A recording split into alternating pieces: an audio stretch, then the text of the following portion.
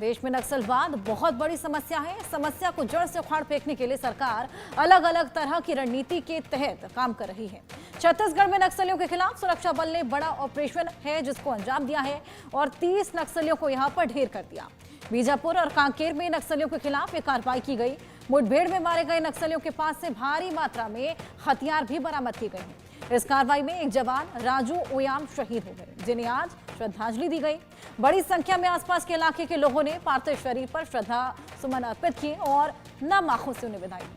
बता दें कि इस साल 9 फरवरी को छत्तीसगढ़ के इंद्रावती नेशनल पार्क के जंगलों में सुरक्षा बलों के साथ मुठभेड़ हुई थी। उसमें 31 नक्सली ढेर हुए थे और उसके बाद नक्सलियों के खिलाफ ये दूसरा बड़ा ऑपरेशन था जिसमें 500 से ज्यादा जिला रिजर्व गार्ड, अन्य पैरामिलिट्री फोर्स के जवानों के साथ करीब 7 घंटे तक नक्सलियों के साथ मुठभेड़ हुई थी। 2 तस्वीरें आपकी टीवी स्क्रीन पर।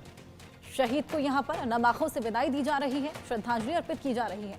आसपास के लोग यहां पर पहुंचे हुए थे। डीआरजी के जवान जो कि इस पूरे ऑपरेशन में शहीद हो गए, उनको अंतिम विदाई देने के लिए पहुंचे हुए थे।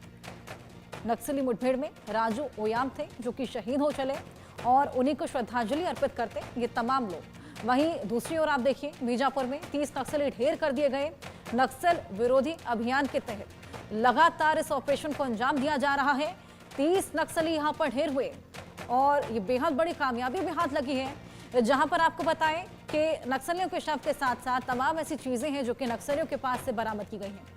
तमाम ऐसे हथियार और तमाम ऐसी टेक्निकल चीजें वहां से मिली हैं और ये बेहद बड़ी सफलता उनको हाथ लगी है। लेकिन वहीं दूसरी ओर शहीद को श्रद्धांजलि अर्पित की गई।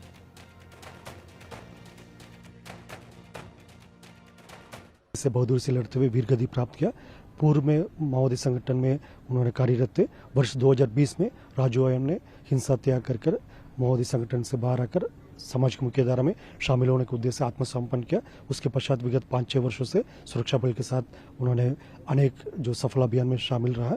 अनफॉर्चुनेटली कल की मुठभेड़ में उनका शहादत हो गई थी, लेकिन इसके बावजूद जो हमारा सुरक्षा बल सदस्य सबका मनोबल अभी भी मजबूत है और जो सभी हमारे जो शहीद जवानों का शहादत से प्रेरणा लेकर आने वाले समय में और समर्पित होकर और बेहतर कार्रवाई करेगा।